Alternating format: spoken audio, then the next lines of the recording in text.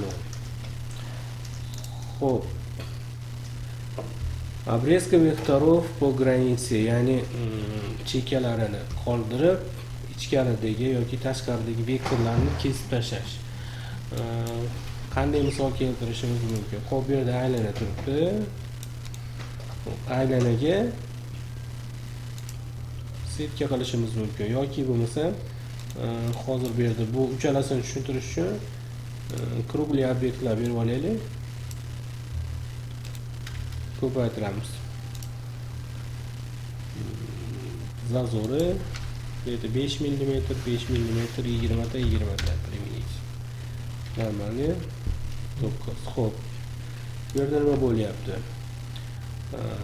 Birinchi qaysini ushlab, keyin shift bilan boshqa figuralarni belgilash ahamiyatga ega. Ya'ni birinchi krugni aylanani belgilab olamizda, shift bilan qolgan hammasini ushlaymiz. Внутри ichida qolsin. Выполнitni bosganimizda hamma narsa chekkalarda qolganlarni kesib qo'yibdi, ichida qolyapti hamma narsa. Olganimizda hattoki yopiq bo'lsa yopib ham qo'yadi. Agar ochiq bo'lsa yopmaydi buni. Chekkasini. Qani hammasi yopiq. Sababi kesilishidan oldin bu yopiq edi. Yana shu narsa kesilishidan oldin ochiq bo'lsa, ochiq holatda qoladi. Bilasizmi? Keyingisi mana внутриga javob beradigan ikkita narsa bor. Удалить. Ya'ni shift bilan hammasini ushlamizda удалitni bosib qo'yamiz. Hozir butunlari, yarimtalari ham bor edi-ku. Bunga удалitga qo'yib qo'ysak, mana chiziqqa tegib turgan aylana sharchali faqat butunlari qoladi. Chiziqqa tegib turganlarni o'chirib yuboradi. Juda oson sistemasi. O'shamizda оставить, ya'ni chiziqqa tegib turganlari hammasi qoladi bu yerda. Xuddi shuni teskari taraf, ya'ni ichida bir chekkadan ko'rib chiqamiz. Ushlaymiz, shift bilan buni обрезать kesib chiqadi, faqat ichidagini o'chirib yuboradi. Va hokazo удалить, оставить o'sha narsa. Endi agar bu aylanamiz ikkita bo'lsa nima bo'ladi?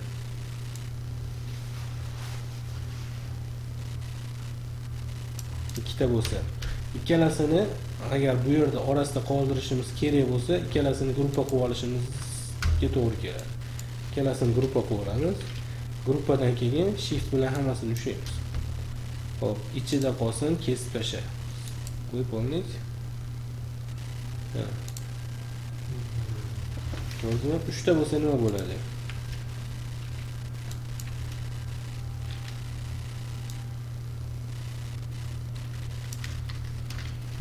Uchalasini gruppa qilib olamiz. Ctrl G hammasini ushlaymiz. Выполнitni bosganimizda birinchi chiziq, ikkinchi chiziq orasi qoladi.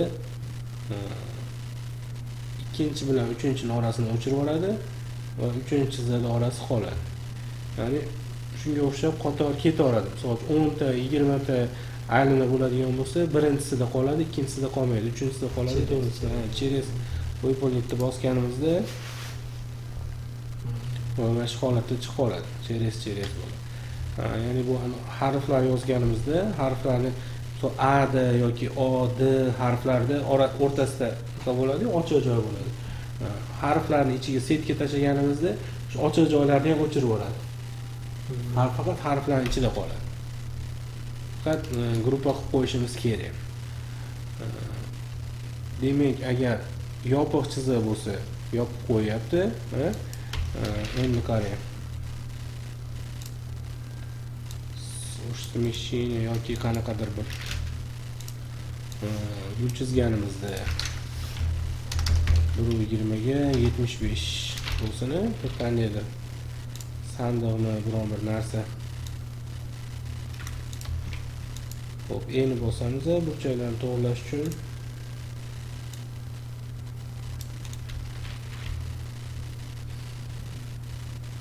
Xo'p, onu bosamiz.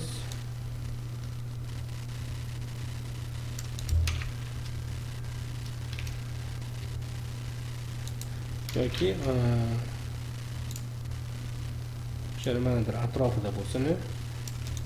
ikkalasini ushlab turib smesheniyaga kirsangiz, smesheniyaga ikkalasi kichrayadi-da, qo'shilgandan keyin ikkiga bo'linadi.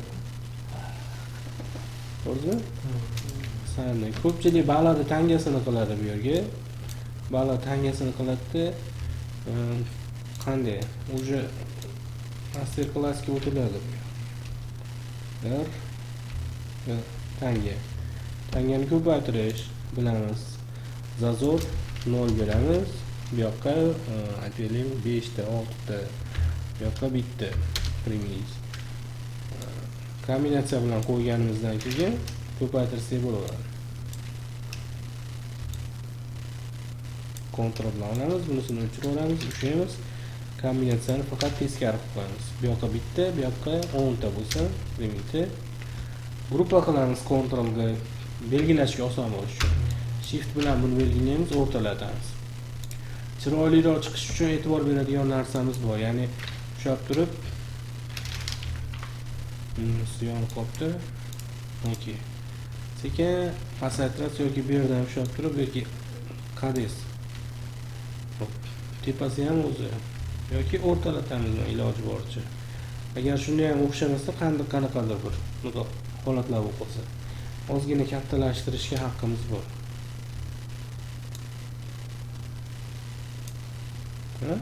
Endi chiroyliroq holatga kelyapti. Endi bu tarafini ham sal chiroyliroq holatga olib kelamiz-da mana. O'zi bu yoqda endi iloji yo'q, har xil holatda to'g'ri kelib qoladi. Xo'p, buni ushlaymiz, shift bilan buni ushlaymiz. Nima qilamiz? Bunga kiramiz.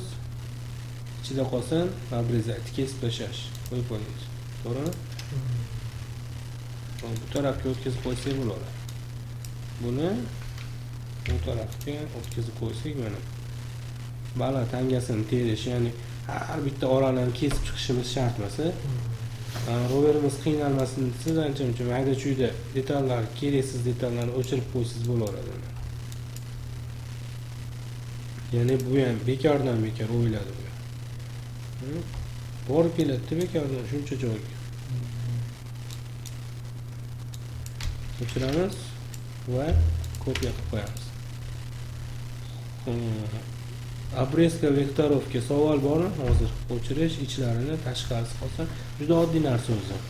Funksiyasi, ichkarisi, tashqarisi. Xo'p, bunga master class qilamiz kelganchalik. Рассечение vektorov nima vazifa bajaradi? Xo'p, ko'pincha unaqa qanaqadir bir gul chizamizda, o'sha gulimizda yoki katta bir reshotka qilganimizda, boshqa chizganimizda o'sha reshotkalarimiz roverimizga sig'may qoladi yoki MDF razmer to'g'ri kelmay qoladi. Ya'ni bir 4 metrlik narsa bo'lib ketsa, to'g'rimi? 5 metrlik narsa roverimizga sig'maydi. MDF ga ham sig'maydi. O'shaning uchun bo'lib qilishimizga to'g'ri keladi. Bo'lib hamma narsa. O'sha bo'lib to'g'irlash kerak bo'lgan oddiy biron bir narsa chizib ko'ramiz-da. Xo'p, diametri 30 santimetrlik bo'lsin. Xo'p, smisheniyasi 220, bu yog'iga 10 ta, bu yog'iga 10 ta primit. Bu reshotka emas hozir hali kesilgan. Kesilishga tayyor. Kesib o'tsa hamma yo'q uzilib tushadi uni. Shuning uchun smesheniya kerak. 1 santimetr ikki tarafga udalib smisheniyani bossak. Xo'p, endi reshotka holatiga keldi bu. Reshotka holatimiz mana bu 180-275 materialimiz. O'sha joyga sig'maydi. Har qanaqasiga bo'lsa ham. Shuning uchun buni bo'lishimiz kerak. Bo'lish yo'li ko'p. Ikkita qilib turib ko'pchilik qilganga o'xshab, ya'ni qaysidir bir joyga o'sha belgi qo'yib olasizda, buni ikkita qilasiz, hammasini ushlab, mana o'rgatganimizdek uzib tashlab, bunisini ham ushlab uzib tashlab, keyin buni yarmini o'chirib oladi. Keyin buni yarmini o'chirib olsangiz, to'g'ri kelaveradi. lekin o'zini vazifasi bilan bajaradigan bo'lsangiz ishimiz ancha osonroq bo'ladi. Ya'ni buni gruppa qilib, boshqa qilib chekkalarni bekitib yurmaydida uni. Xo'p, demak bu oddiyroq yo'li, o'zini bu yerda imkoniyati bor bo'lishda, osonroq yo'li. Ya'ni shu joydan bo'lmoqchiman. Yoki bo'lmasa MDFga olib kelasizda ekonomroq chiqish uchun. Olib kelasizda buni bu yerdan bo'lsak ham sal keyingi MDFga ozroq chiqar ekan. Keyingi MDFga endi shunaqa joydan bo'lmaysiz, ya'ni uzilib tushadi bu yer hozir kesib olsak, to'g'rimi? Shuning uchun kesilib ikkiga bo'linganda ham hech qanaqa joy bir-biriga xalaqit qilmaydigan joydan uziladi bu. Demak, buni vazifasi kiramizda bunda ham qaysi birini avval, qaysi birini keyin ushlash ahamiyatga ega. Xo'p, birinchi bu yerda nima turibdi? Последний выбранный vektor, ya'ni oxirgi ushlangan chiziq bilan bo'lish. Xo'p, ushlaymizda buni решеткamizni birinchi. Xo'p, shift bilan oxirgi vektorimizni ushlaymiz. Ya'ni o'sha oxirgi vektorimiz uzib beradi. Bitta zakrit zamikать deb turibdi. Xo'p, ne zamikать deb tursa, расчёт bosamiz. Nima bo'ldi? Bo'lib berdi buni. To'g'rimi? Lekin ular ochiq. Buni keyin yopib qo'ysak bo'laveradi. Xuddi shu narsani bunisi yopib bo'lib beradi. Ya'ni buni ushlaymiz, buni bossak, endi olib ko'ramiz. Tayyor roverga mana shu holat. Sizni qo'yasizda joyiga. Bunga chuqurlik berib qo'ysiz bo'laveradi. Undan keyin yana qaysidir boshqa laminatga bir chekkarog'iga qo'ysiz, yo'lda sizga foydali material qoladi sizga. Beki qo'yasizda qo'yaverasiz. Vertikalniy liniya, gorizontalniy liniya degan joylari bor. Uni bunaqa chiziqsiz vertikalniy liniyada bo'lishimiz mumkin.